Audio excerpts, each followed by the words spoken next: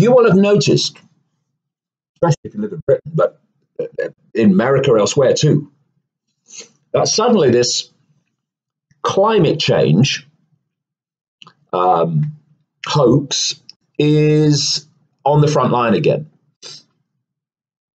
Because although it is a hoax and is supported by extraordinary levels of mendacity, it's vital to where they want to go. Because as I said decades ago, this whole climate change caused by human activity hoax is designed to create the perception of a problem, not a real one, a perception of a problem, to which they can offer a solution, that is the transformation of human society. And so the lack of support for the dire predictions of climate catastrophe, the lack of support for that by the weather itself really made it difficult, has made it difficult for quite a while now, to gain momentum for the hoax in terms of using it to transform society. But now, out of nowhere, we've had streets of London blocked by protesters from an organization called Extinction Rebellion. And just do a little bit of research about the connections between its leadership, particularly a lady called Bradbrook, her name is Gail Bradbrook, to the usual frickin' suspects. And we've had this major kind of climate change film produced by someone who's we're supposed to look upon as a god of nature and the environment, a bloke called Attenborough, Sir David Attenborough, who is the guy that fronts up and voices over BBC nature programs. And because of that, we're supposed to take him seriously on climate change when he is talking absolute crap.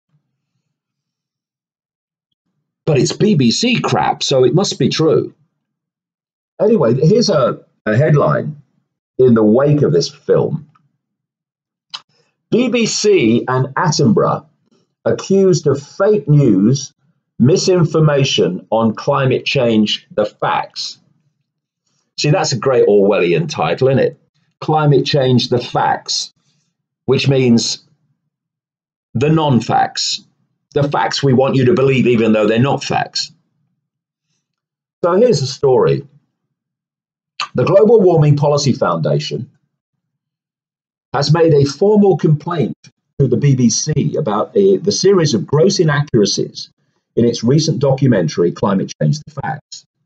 As WAGs have quipped, the programme presented by Sir David Attenborough was so riddled with errors, it really should have been called Climate Change, the Facts. Nice one. Now this foundation has written to the BBC Complaints Department, listing just a few of them. The letter can be read here in a link. Anyway, according to this foundation, give you a summary of that, the programme went far beyond its remit to present the facts about climate change, instead broadcasting a highly politicised manifesto in favour of renewable energy and unjustified alarm. The foundation says the programme highlighted suggestions that storms, floods, heat waves and sea level rises are all rapidly getting worse as a result of climate change. And they're not. That's a lie, as the foundation says. However, the best available data published in the last few years by the Intergovernmental Panel on Climate Change and NASA contradicts the BBC's alarmist declaration of empirical evidence. In its fifth assessment report from 2013, the IPCC concluded current data sets indicate no significant observed trends in global tropical cyclone frequency over the past century, no robust trends in annual numbers of tropical storms, hurricanes, or major hurricanes. Counts have been identified over the past 100 years in the North Atlantic Basin. In its more recent special report on global warming of 1.5 degrees centigrade, published in 2018, these findings were reconfirmed. It stated, numerous studies towards and beyond AR5 have reported a decreasing trend in the global number of tropical cyclones and or the globally accumulated cyclonic energy. There is consequently low confidence in the larger numbers of studies reporting increasing trends in the global number of very intense cyclones. Regarding floods, the IPCC special report concluded there is low confidence due to limited evidence, however, that human-caused climate change has affected the frequency and the magnitude of floods. There has also been no observational evidence that the rate of sea level rise is getting worse. NASA satellite data shows that since 1993, there has been an annual mean sea level rise of 3.3 millimeters, with no significant level acceleration in the last 3 decades. Suggestions by David Attenborough, another bloke called Michael Mann, that climate change is causing increases in wildfires in the US and globally are also misleading and not supported by any empirical evidence. According to a survey published by the Royal Society, the global area burned has actually declined over past decades, and there is increasing evidence to suggest there is less fire in the global landscape today than centuries ago.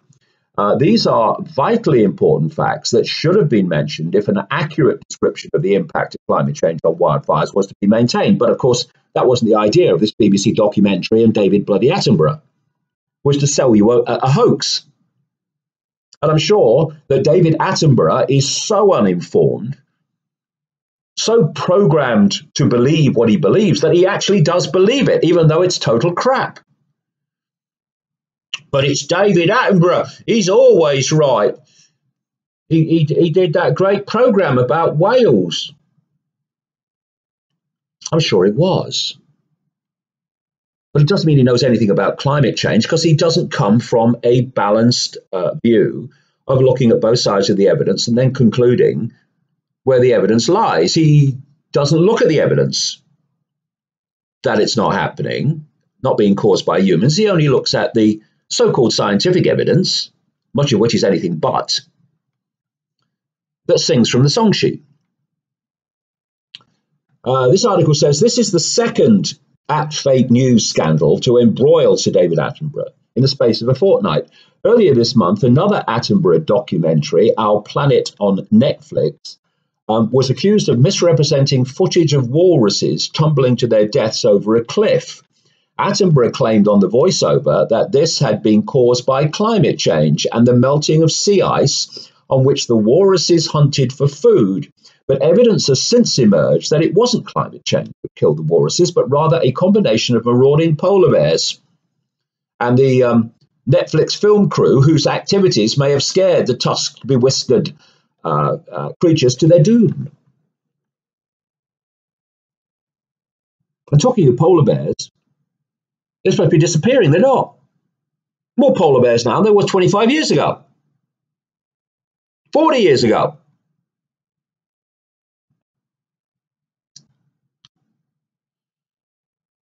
And again, this Soros-funded progressive mentality is the driving force, the Twitter stormtroopers pushing this climate change insanity as they're pushing political correctness, hate speech, and all the other things that are destroying human freedom. And by the time they realize where this has been leading, when their freedom gets taken away, it will be too late.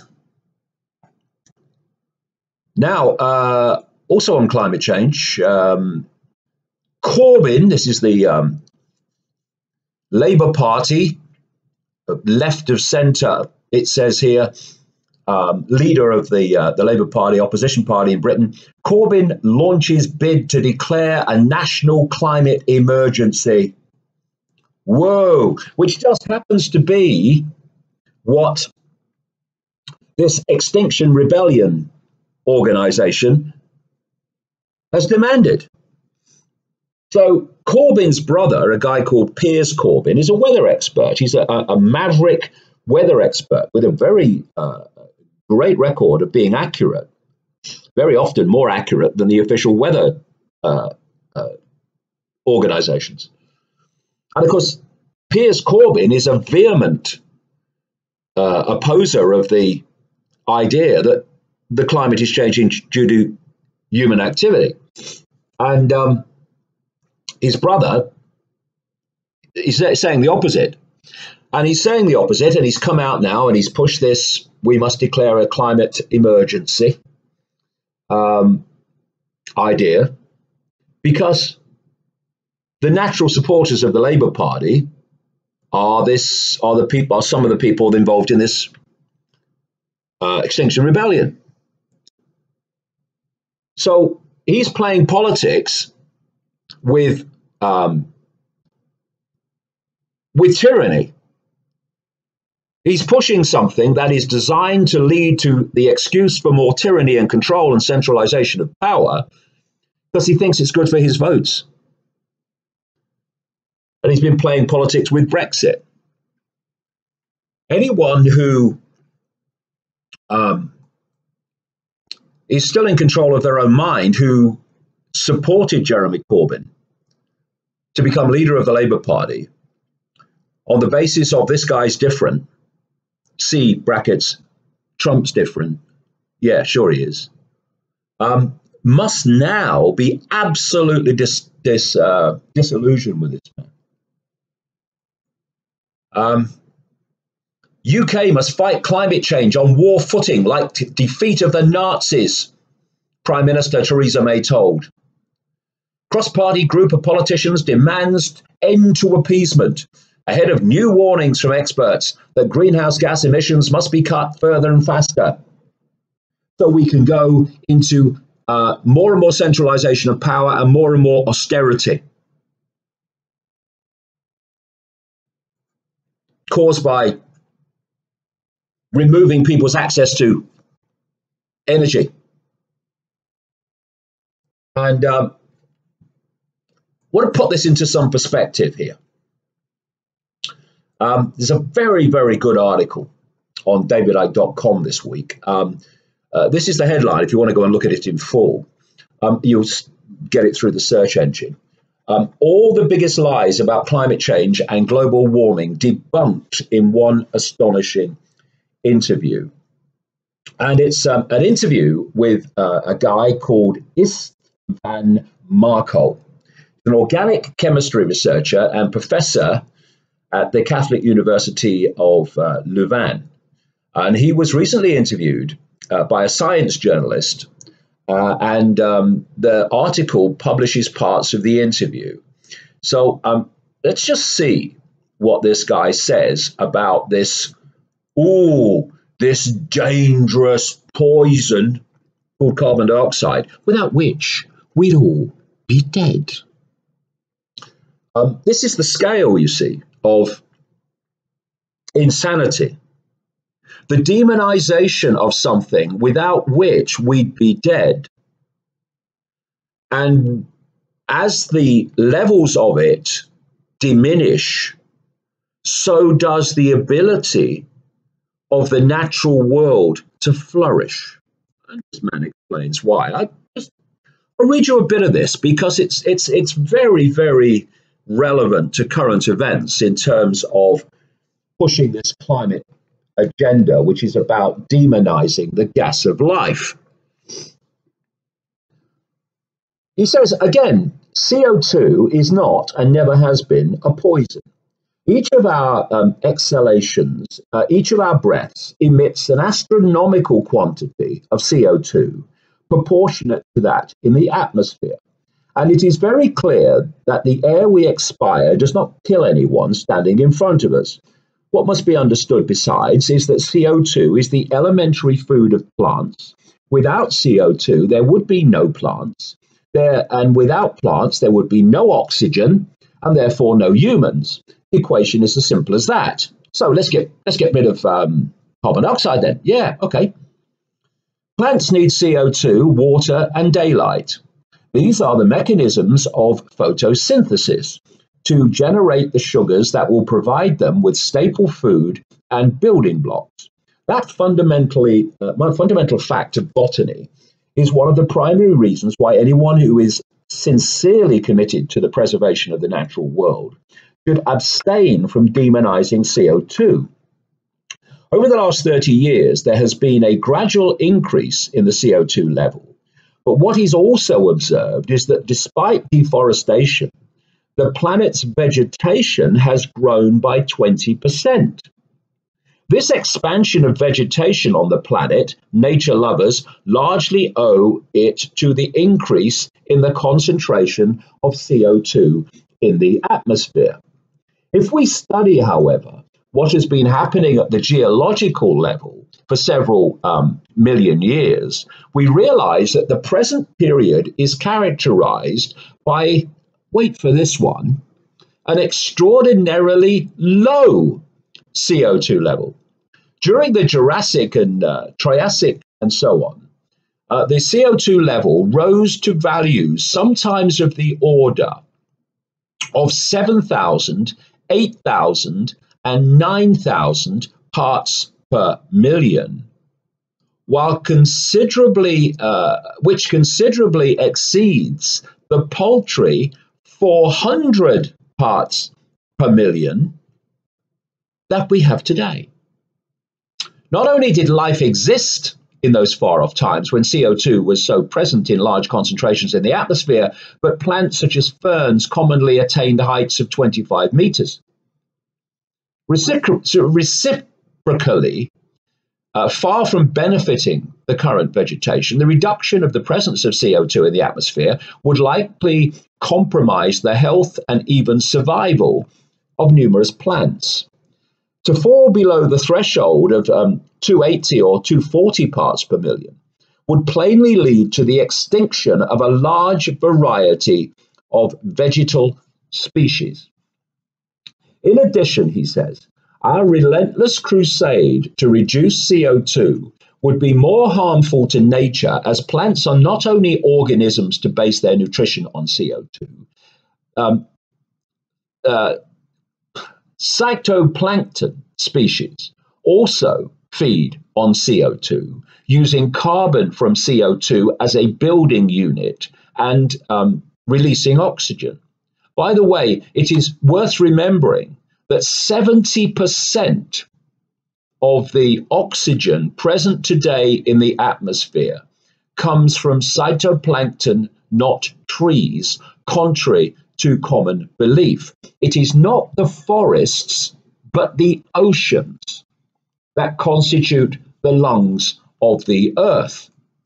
And if you reduce, this is me speaking now, not quoting, if you reduce CO2 levels as they want to the levels that they want, you destroy that process in the oceans that produce that oxygen.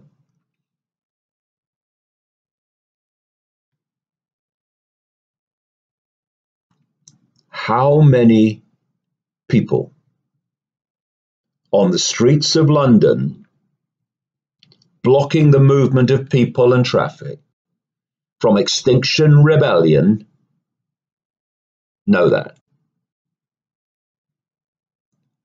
Zero. Does Alexandria Ocasio-Cortez in the place that I'm speaking to you from, New York. She's a New York congresswoman. And her Green New Deal. Does she know that? Not a chance. And this article goes on about the supposed link between global warming and CO2 emissions. It is simply not true that CO2 has a major greenhouse effect. It is worth remembering here too that CO2 is a minor gas, something I've been pointing out in my books for decades. Today, it represents only 0.04% of the composition of the air, and its greenhouse effect is attributed the value of 1. The major greenhouse gas in the atmosphere is water vapor, which is 10 times more potent than CO2 in its greenhouse effect. And by the way, the vast majority of CO2 is naturally occurring, and thank goodness it is, or we'd all be dead. Only a tiny fraction of CO2 comes from human activity. Water vapor is present in a proportion of 2% of the atmosphere. Those facts are in principle taught at school and at university, but one still manages to incriminate CO2 alongside this learning in using a dirty trick that presents the global warming effect of CO2 as minor but exacerbated through feedback loops by other greenhouse effects. In other words, we can't make the facts fit, so we'll give them a load of waffle and get them to think that the facts fit, even though they don't. And the article goes on. It's worth reading in full because it's devastating to the official story. Goes on to tell how the status quo of science brainwashes people, turns them into obedient robots that spout scientific nonsense. See Ocasio-Cortez and Extinction Rebellion. It goes on about rising ocean levels and melting ice caps and puts that into context, which again devastates the official story. Talks about climate models, which are just computer models, which are based on the usual computer process of crap in equals crap out. The economic failure of wind power, the justification of world government in eco-tyranny, which is what this is all about, as I've been saying all along. Talks about the global depopulation agenda and other things. It's very well worth reading. And like I say, the headline, if you want to find it on davidicke.com, is all the biggest lies about climate change and global warming debunked in one astonishing interview.